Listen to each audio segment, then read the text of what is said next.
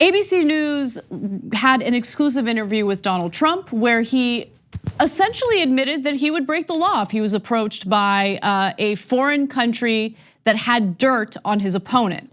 Now, mind you, this is what he's just been investigated for, and he just willy-nilly admits what you're about to see. Your campaign this time around, if foreigners, if Russia, if China, if someone else offers you information on an opponent, should they accept it or should they call the FBI? I think maybe you do both. I think you might want to listen. There's nothing wrong with listening. If somebody called from a country, Norway, we have information on your opponent. Oh, I think I'd want to hear it. You want that kind of interference in our elections? It's not an interference. They have information. I think I'd take it. If I thought there was something wrong, I'd go maybe to the FBI. If I thought there was something wrong. Maybe I'd go to the FBI. No, later he's going to backtrack on that anyway. At first he was clear that he would not go to the FBI. Then when Stephanopoulos challenges him, he's like, maybe I'd go to the FBI. And later he's like, no way I'd go to the FBI. So look guys, it's not just about interference in our elections. It's illegal to take help from a foreign country in our elections. It's illegal. You can't, if Russia said, well, I don't have information on Hillary Clinton, but I have $100 million. Do you want that? But no, you can't take that. You'd be like, well, what am I supposed to go to the FBI? I mean, they came and helped me. They gave me $100 million. What am I gonna do, say no? Yes, you're supposed to say no because it's illegal. And by the way, Russia spent money to acquire that information. And so taking that is also illegal in terms of campaign finance laws. And it's so obviously wrong. By the way, put Russia aside. Okay, now let's think about it this way. And if you made it apply to him, he would be outraged if his opponent did it. Imagine if China, let's say that Bernie Sanders is his opponent. China goes to Bernie Sanders and says, I got his tax returns, you want them? And Bernie goes, hey, what am I gonna go to the FBI? No, of course, they could come to help me, I take it, right? And he takes it and he publishes it. Do you know what Trump would do? Oh, he would lose his mind. Lose it. And Bernie would be breaking the law. He'd be breaking the law. Of course, you can't do that. Right. You can't do that. Do you know that Al Gore, his team got George Bush's prep for the debates? Man, that's gold Oppo research. Somebody sent it to them. They didn't watch it. They immediately sent it to the FBI. What? Wow. So that's what you're supposed to do, and that's actually being and that's not even a foreign government. Right. And that's not a check, and that's not anything that's financial. And they still said no and gave it to the FBI. You know why? Because they have principles. Whereas Donald Trump thinks, what's in it for me? If I win, of course I'd break the law. But guys, that's his whole life. He's a lifelong criminal. He's gonna admit more of that in a second, but there's a second clip. Let's go to the second clip. Your son, Don Jr., is up before the Senate Intelligence Committee today. And again, he was not charged with anything.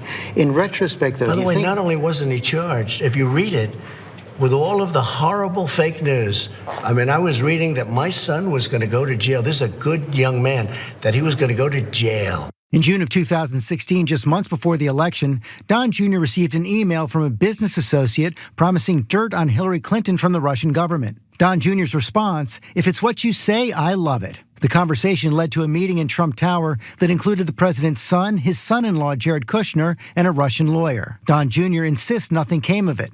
And special counsel Robert Mueller concluded there was not enough evidence to charge a conspiracy between the Trump campaign and Russia. And then the report comes out, and they didn't even say, they hardly even talked about it. Should he have gone to the FBI when he got that email? Okay, let's put yourself in a position, you're a congressman. Somebody comes up and says, hey, I have information on your opponent. Do you call the FBI? I don't think coming from Russia, you do. I've seen a lot of things over my life. I don't think in my whole life I've ever called the FBI. In my whole life. You don't call the FBI. You throw somebody out of your office, you do whatever you do. Al Gore got a stolen briefing book, he called the FBI. Well, that's different, a stolen briefing book. This isn't a stolen, this is somebody that said, we have information on your opponent. Oh, let me call the FBI. Give me a break. Life doesn't work that way. The FBI director says that's what should happen. The FBI director is wrong. We have a criminal as the president of this country, and he will face no consequences for being a criminal, for breaking the law.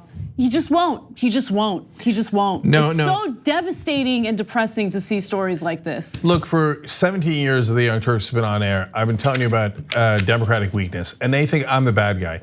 If you let this go unchecked, if you thought the Democrats were pathetically weak in fighting against George W. Bush, you were incredibly right. They helped him start the Iraq war. People like Hillary Clinton, Joe Biden, John Kerry voted yes on the Iraq war. People like Dianne Feinstein voted for tax cuts for the rich that were even larger under Bush than they were under Trump, okay? So they aided and abetted all of that.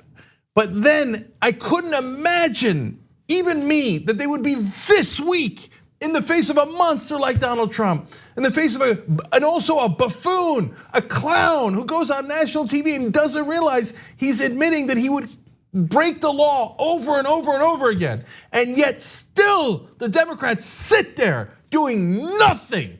And then the rest of the media says Nancy Pelosi's a master legislator. No, you're absolutely right about that. And it's not just that they keep applauding Nancy Pelosi and aiding and abetting this criminal in office, but they also insult the intelligence of the American people with quotes like, oh, they don't know how impeachment works. They don't know how impeachment. They don't understand how it works in the House and how the Senate would need to find him, to basically convict him, right? Yep. Yeah, no, I'm pretty sure that most people know how it works.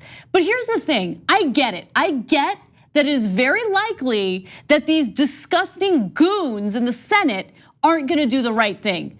But guess what? I would much rather have them on the record, aiding and abetting a criminal, and have Democrats fight and do the right thing than to sit back and do nothing at all. When are you ever going to act, Nancy Pelosi? Are you ever going to, listen to what he just said. He said, quote, you saw it for yourself there, but I'm gonna read it to you. I'll tell you what, I've seen a lot of things over my life. I don't think in my whole life I've ever called the FBI. In my whole life, you don't call the FBI. Now, he says, oh, well, the other thing was stolen. Well, there's good evidence that the emails were stolen. But no, you don't call the FBI. And remember earlier, he said, again, on national television, cooperating with law enforcement, I don't think that should be legal anymore. What? It's unbelievable. I thought he was the law and order admitting that he's a candidate. Criminal. Nancy Pelosi, he's admitting he's a criminal and he's been a criminal his whole life. Who would call the FBI? He says, if you do something illegal, yeah, so what? And then they say the FBI director says it is illegal. He goes, the FBI director is wrong. You know what this is? This interview is the televised interview version of OJ's If I Did It book. 100%, 100%. So if they still don't do anything, which they won't, I mean, that's why they ask us, why do you primary Democrats? You'd be nuts not to primary Democrats because we can't get to the Republicans until we get through the goddamn corporate Democrats. These establishment Democrats are never gonna hold a single Republican accountable. They're never gonna fight against them. So Justice Democrats announced that they're gonna run a candidate against Henry Cuellar. He votes with Trump nearly 70% of the time. And then the media turns around all outraged. First of all, who's your dog in the fight? Why does the media constantly defend corporate Democrats and corporate Republicans? That when we ask them to take action, they're like, hey, how could you?